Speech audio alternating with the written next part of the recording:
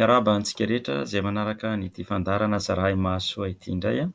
Fandarana izay vokarin'ny hetsika asa ho an'i Madagasikara.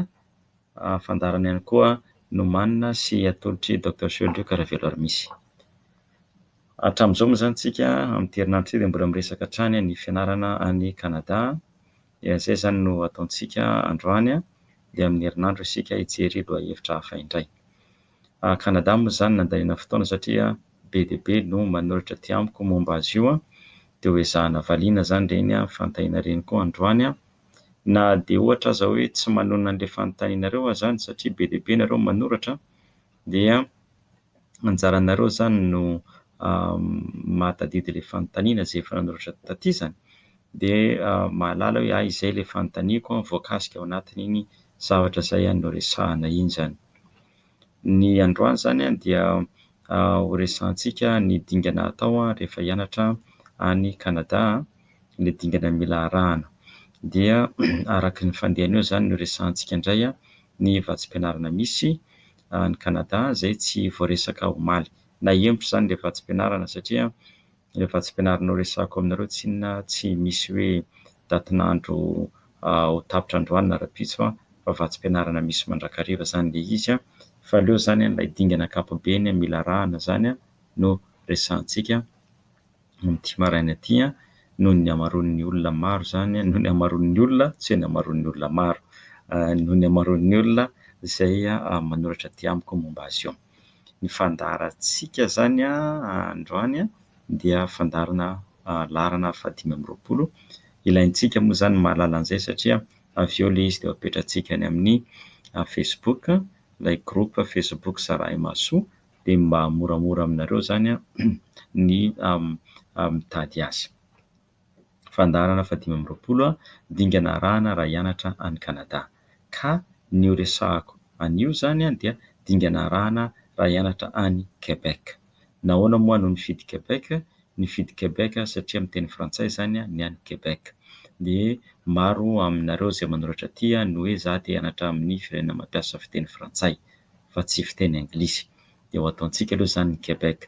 Dia amin'ny herinandro indray ho resahantsika indray izany Kanada iray manontolo izay misy ny teny anglisy. Dia alohan'izay nefa dia misy ihany fizarana fampahafantarana vatsim-pianarana izay misy na io Kanada na any amin'ny firenena hafa, satria misy vatsim-pianarana izay hikatona amin'ny volana novambra, amin'ny volana desambra ny daty fangatahana, fametrahana fangatahana. Ny resaka voalohany indrindra izany, dingana voalohany, raha ohatra ka te hianatra any Quebec, Kanada izany ianao dia izao izany ny zavatra atao voalohany. Eto aloha alohan'ny ilazako azy dia marihako fa fintina no ataoko amin'ny famotinana, fa tsy voatery ny dingana tsirairay mihitsy, fa izy ankapobeny ho resahako. Dia mety misy miavaka ihany aloha amin'izay mety fantatrareo na nolazain'ny olona taminareo. Raha ohatra mbola tsy nisy niresaka taminareo an'ilay izy, dia ny tenako izany no mampahafantatra azy voalohany aminareo. Dia raha misy manome hevitra hafa izany dia raiso ho tahaka ny hevitra fanampiny ilay zarain'ireny olona ireny, fa aza ampitahaina hoe diso izany na marina, satria misy ny atao hoe filamatra ankapobeny, dia mety misy ihany koa ny fivaovan'ny fanandramana ny ainan'ny olona izay nanao fangatahana nianatra tany Kanada, tany Quebec. Io moa izany ny anahy hanaovako antsy foana hoe isika rehetra izany izay nanana tombotsoa nianatra tany ivelany, raha mba afaka ry tompoko ndao mba ho zaraina ny zavatra tsara, fantatra sy mahasoa, mba ho raisin'ny hafa ilay izy, dia mba ho ihany koa fanampiana ireo zandry, ireo tanora na koa ireo zanatsika. Ny fomba fijeriko ny fiainana dia izao hoe ny tsy tonga ahy tsy handroso, tsy hanakana ny fandrosoako, ny fizarana amin'ny hafa ny zavatra tsara sy haiko. Raha ohatra izany efa mandroso foana izany, ny fizarako an'iny amin'ny hafa tsy manakana mihitsy ny fandrosoako, ka tsisy antony izany amikirina izay fahalalana sy izay fahaizana hanana ny tena dia ho fikirina tsy ho zaraina, satria hoe azo dia tsy mandroso ny hafa. Isika izany dia tsy mialona ny olona mandroso ary tsy misakana izay te handroso. Izay izany no filozofia hitondrantsika ny fiainana. Dia izay ny anasako antsika izay miaino ka efa nanana fanandramana nianatra tany Kanada, mba hanome torohevitra afaka mifandray isika dia ho jerena ny fomba ahafahana mizara azy amin'ireo tanora sy ireo zanaka na ray aman-dreny ihany koa izay maniry handefa ny zanany any Kanada. Inona avy ary izany ny dingana arahana raha te hianatra any Quebec ianao? Quebec, Kanada izany. Quebec ho any no fidiko aloha androany satria betsaka no miteny hoe te hianatra amin'ny toerana mampiasa teny frantsay any Kanada. Raha amin'ireo izany Quebec. Izao izany dingana arahana. Voalohany aloha dia fantaro ilay lalam-piofanana tianao atao. Iny moa izany efa resahana foana izany. Fantaro ilay lalam-piofanana tiana atao. Ilay lalam-piofanana tiana atao dia miovaova io samy manana ny azy arakaraka ny toetran'ny olona, arakaraka ny zavatra tiany atao amin'ny fiainana, arakaraka ny manavanana azy. Fantaro izany izay lalam-piofanana tianao atao. Raha mila torohevitra amin'izay ianao dia jereo midira ao amin'ilay fandaharana ao amin'ny Facebook Zarahy Mahasoa, Facebook groupe Zarahy Mahasoa fa misy ao toromarika momba ny toetrantsika sy ny lalam-piofanana izay tokony arahantsika. Rehefa fantatrao ny lalam-piofanana izay tianao arahana, mbola midingana voalohany izany isika dia miditra amin'izay izany ianao mandeha amin'ny interneto, mijery amin'ny Google ianao ny lisitry ny anjerimanontolo misy ao Quebec. Ny lisitry ny anjerimanontolo misy ao Quebec. Kanefa tsy izay anjerimanontolo misy ihany fa ny lisitry ny anjerimanontolo nahazo alalana mandray mpianatra ivelan'ny Kanada. Io ilay antsoin'izareo hoe étudiants internationaux. Ny fomba fiantsoan'izareo azy dia établissement d'enseignement désigné. Établissement d'enseignement désigné. Établissement d'enseignement désigné.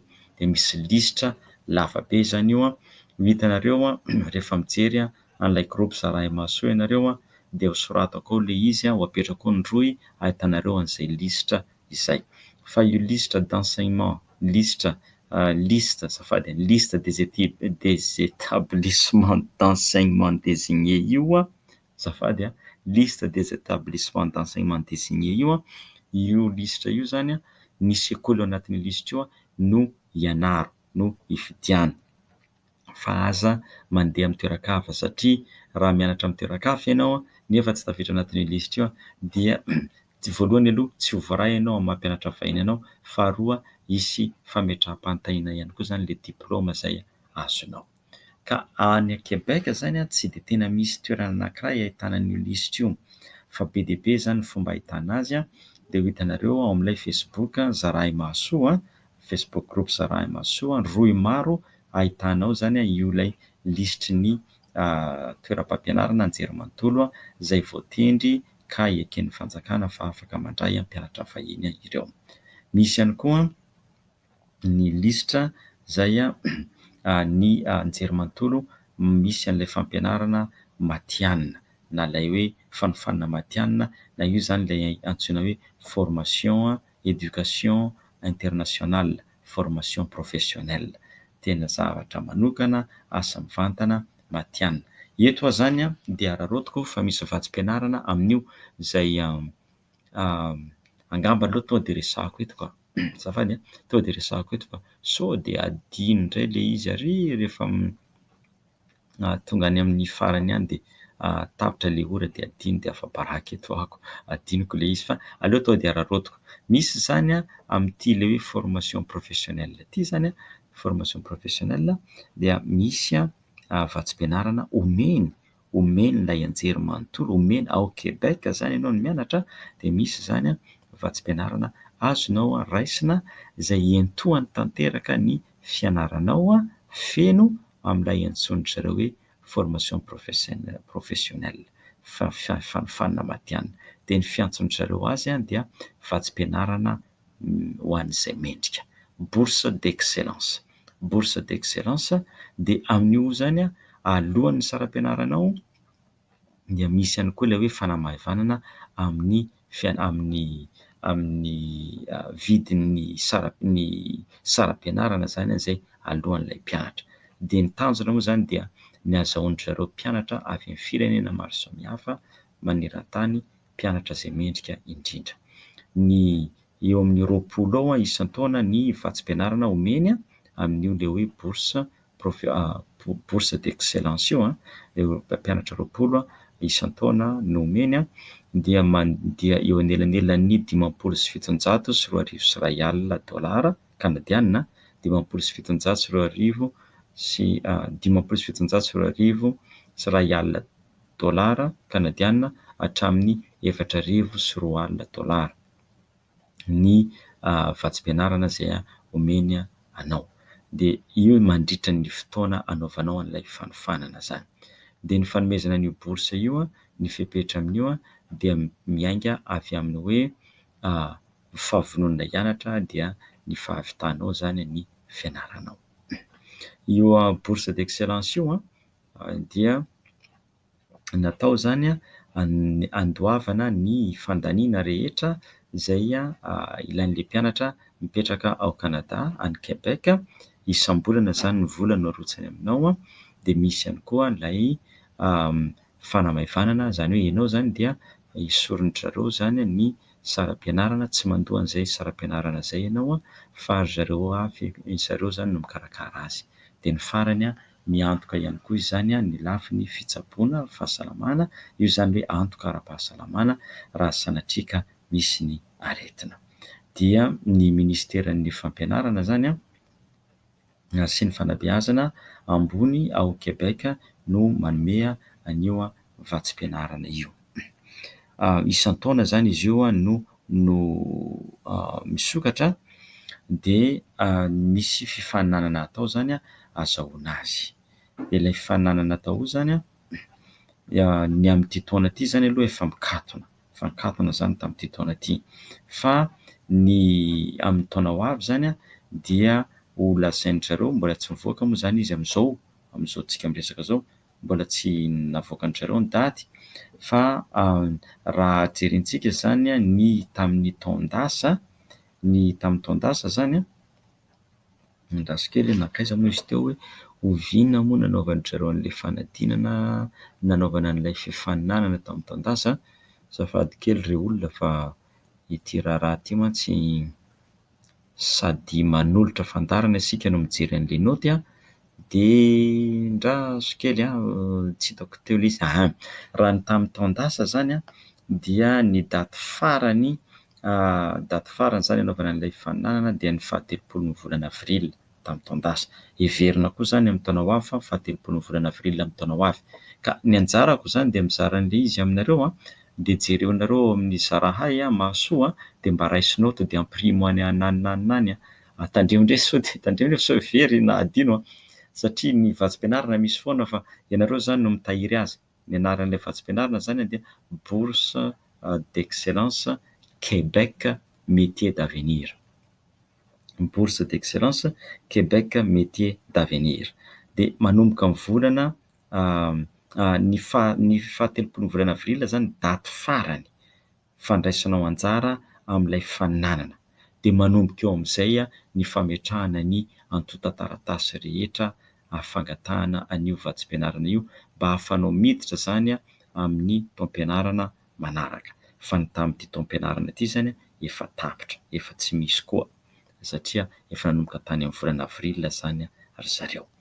Dia mampetrantsika amin'ny zarahay mahasoa ihany koa ny fanazavana amin'ny antsipiriany momba ny dingana rehetra izay arahana eo amin'ny fanaovana an'ilay fangatahana, fa misy lisitra be dia be zany ataony eto, fa isika malagasy dia tafiditra ao anatin'ireo firenena afaka mifaninana amin'io vatsim-pianarana io.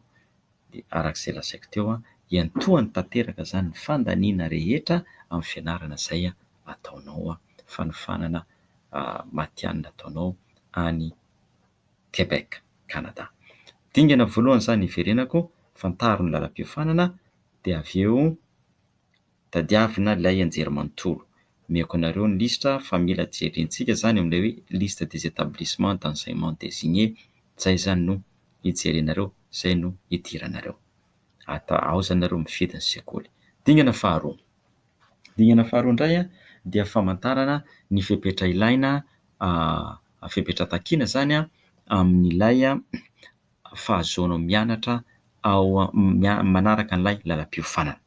Ny fahazoana manaraka an'ilay lalam-piofanana zany, hitanao zany zao ilay anjerimanontolo dia jerenao indray zany zao ilay lalam-piofanana, ohatra lalam-piofanana momba ny fitsaboana, dia jerenao indray ny lalam-piofanana, dia jerenao zany ny fepetra rehetra ilaina ao amin'io lalam-piofanana io. Inona avy ny fepetra ilaina ahafahanao mangataka hianatra ao. Dia mario tsara aty raha ohatra zany ka misy zavatra tianareo anontaniana tsy mazava aminareo momba an'ilay fepetra, dia jereo ao amin'io ilay roa io ny adresin'ilay lalam-piofanana, ny adresy mailaka ifandraisana azy.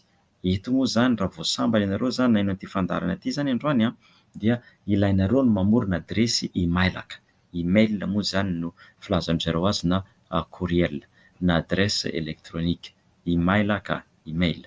Dia asio ny anaranao ilay adresy.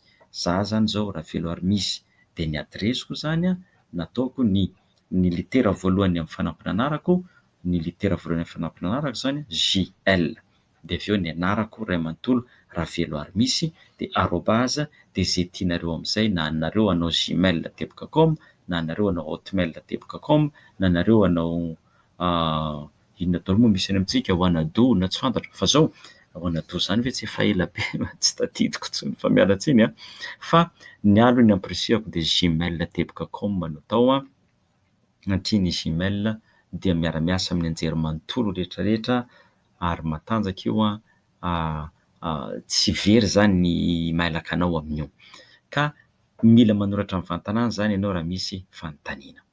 Dia mbola midingana faharoa zany tsika zao jerena hoe ilay tranokala, ilay lalam-piofanana, dia jereo daholo ny fepetra takiny. Dia zao rehefa mijery ilay fepetra takiny iny dia jerena ao amin'io ihany koa raha misy vatsim-pianarana omeny. Teo moa zany efa nilazaiko anareo ilay bourse d'excellence, iny zany anankiray iny, fa jereo ihany koa satria iny ny anjerimanontolo tsirairay dia manana vatsim-pianarana tolotra, dia jereo amin'iny ihany koa ny vatsim-pianarana izay omeny. Zay jereo amin'ilay lalam-piofanana.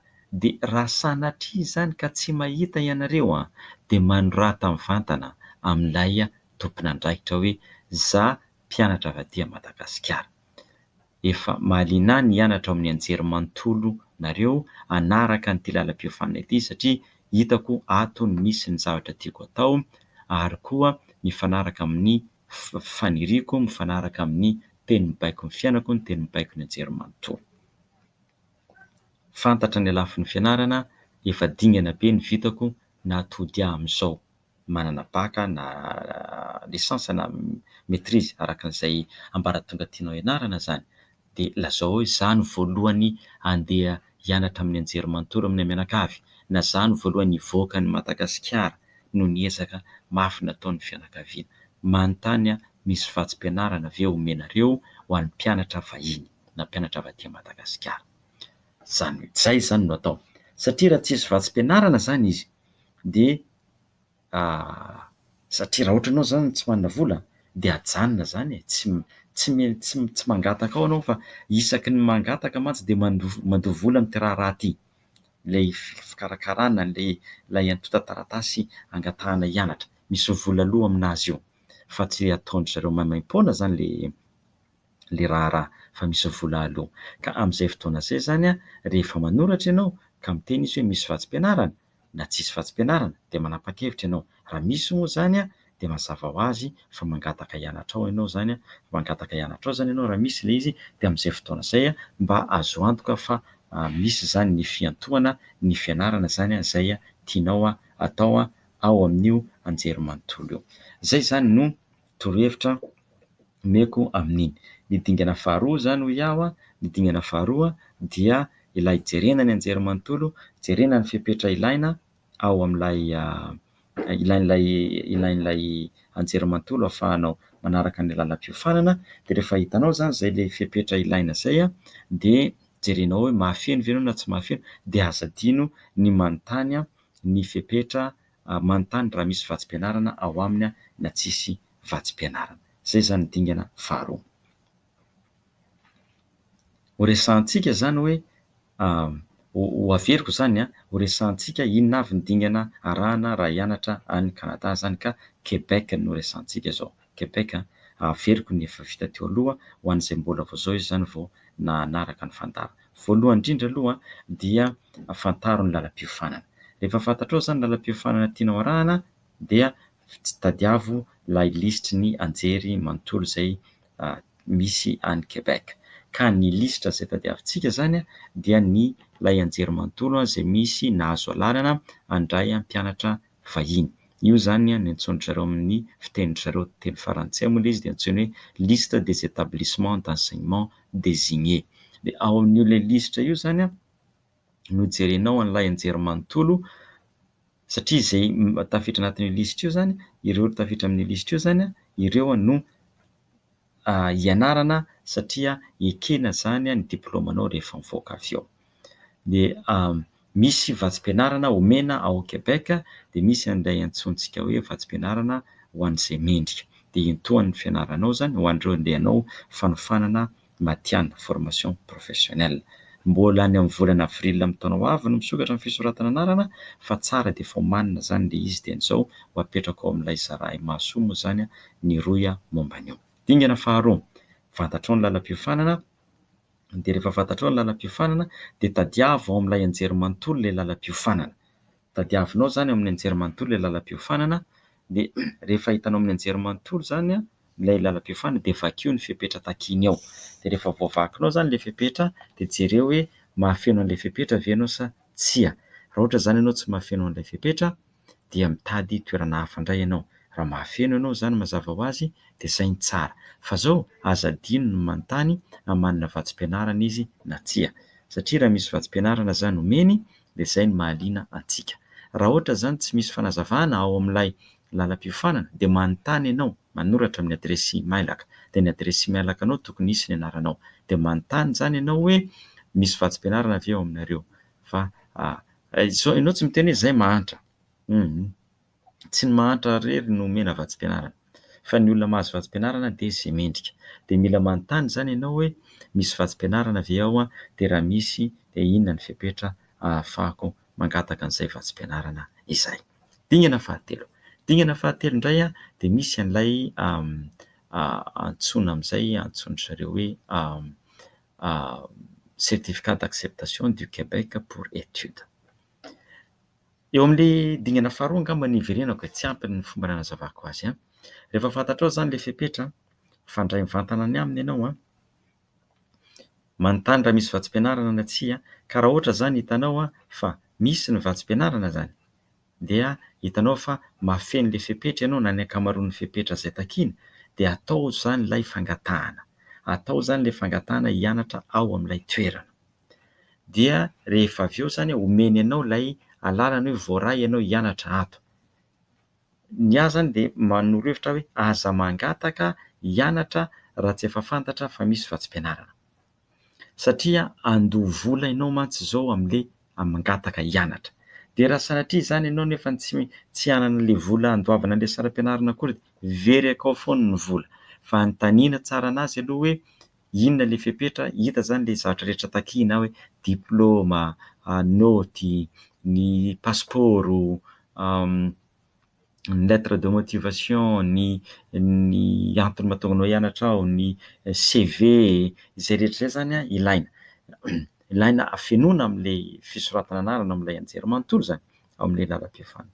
Ka rehefa voaray zany ianao mianatra ao dia izay zany ianao miditra amin'ny dingana fahatelo amin'izay hoe izay ilay antsoindry zareo hoe mangataka an'ilay hoe certificat d'acceptation du Québec pour études, CAQ no anaran'io, certificat d'acceptation du Québec, CAQ pour études. Dia io zany rehefa azonao zany ilay taratasy milaza fa voaray mianatra ao Québec zany ianao, rehefa azo zany taratasy milaza fa voaray mianatra ao Québec io zany ianao dia ny zavatra ataonao dia mangataka an'ilay certificat d'acceptation du Québec pour études. Tsy maintsy atao zany io, tsy maintsy angatahana io ho an'izay fianarana atao mihoatra ny enim-bolana any Québec. Dia ny olona rehetrarehetra izay mianatra any Québec zany dia tsy maintsy mangataka an'io certificat d'acceptation io zany. Dia zany hoe misy vitsy ihany ny hoe mpianatra vahiny tsy mahazo mangataka an'io hoe tsy ilana an'io, fa ny rehetra dia aloha zany dia efa miomana amin'izay. Dia miditra amin'ny tranokala ny ministeran'ny fifindra-monina sy ny fahasamihafana ary ny fanekena ny fahasamihafana ny ny ahafahantsika hanaovantsika n'ilay fangatahana. Io ny adresin'io hitanareo any amin'ilay hoe Zarahay Mahasoa, an'le zany no apetrako. De any zany nareo mandray ny adresin'ilay ministère de l'immigration, de la diversité et de l'inclusion. Zay zany dingana fahatelo, angatahana ilay certificat. Fa tsy mangataka an'ilay certificat akory raha tsy efa azo ny taratasy fanekena avy any amin'ilay anjerimanontolo. Dingana fahaefatra. Vita zany ny dingana fahaefatra dia tsy maintsy mangataka indray isika mahazo an'ilay hoe permis d'étude. Le permis d'étude io dia ilaina avy amin'ny gouvernemanta kanadiana. Io permis d'étude io zany no ilaina eo amin'ilay resaka visa. Eo amin'ny resaka visa zany no ilana an'io. Ka amin'io fotoana io zany io ao amin'ilay visa zany no angatahana akanjareo ny sarinao biometrika moa zany io, angatahany ihany koa ny diatananao lafitondro ary koa ny sarinao manokana izay ilaina alohan'ny hatongavanao zany any Québec. Ny dingana arahana amin'izay moa dia alefa apetratsika ihany koa ao amin'ilay Zarahay Mahasoa, ny dingana arahana amin'io dia ao zany nareo mandray an'ilay toromarika momba an'izay rehetra izay. Hoe inona no atao, inona ny zavatra ilaina, akana an'ilay données biometrika, inona ihany koa no ilaina azahoana an'ilay fanomezan-dalana hianatra. Dingana fahadimy dia eto amin'izay tsika zany mitady an'ilay fiantohana momba ny fahasalamana sy ny lafin'ny fitsaboana. Fiantohana, assurance zany momba ny fahasalamana sy ny lafin'ny fitsaboana. Dia efa misy fepetra moa zany amin'io ho an'ny mpianatra any Québec, ho an'ny faritanin'ny Québec zany dia efa misy lisitry ny trano fiantohana izay manome vatsim-pianarana ho an'ny anjerimanontolo izay ao Québec. Efa misy zany lisitry ny assurance momba an'izay. Rehefa vita izay rehetrarehetra izay, zay amin'izay zany isika vao afaka hiteny hoe lasy dia mitady ny tapakila andehana ianarana, dia mandray ny fiaramanidina sy ny sisa sy ny sisa. Ireo zany dingana arahantsika amin'ny ankapobeny. Ny tsipiriany ny andinindininy amin'io dia azonareo ho hitanareo zany ao amin'ilay ao amin'ilay Facebook page tsika zany Zarahay Mahasoa. Misy vatsim-pianarana zany ao Québec, ny anankiray zany efa andresantsika iny ilay hoe inona moa izy teo iny, ilay hoe bourse d'excellence. Amin'ny volana avril zany iny no misokatra, fa omeko anareo ny roy dia jereo ilay izy, dia jereo daholo zany lalam-piofanana izay tianareo atao raha ohatra ka misy raha hitanareo hoe mety aminareo ny tolotra izay omendry zareo ao amin'io bourse d'excellence io. Ny Québec ihany koa dia misy ilay antsoina hoe fonds de recherche nature et technologie. Fonds de recherche nature et technologie io zany ao Québec koa misy an'io. Dia misy lisitra marobe vatsim-pianarana omeny, na io zany vatsim-pianarana na io fanampiana fotsiny antsoinjareo subvention fiantohana zany, na koa fiaraha-miasa. Za zany zao nijery androany alakamisy moa manomana an'ity zany, androany alakamisy hariva fa 17 septambra no nanaovako an'ity fanomanana ity, dia misy anankiroa zany izy hitako ato.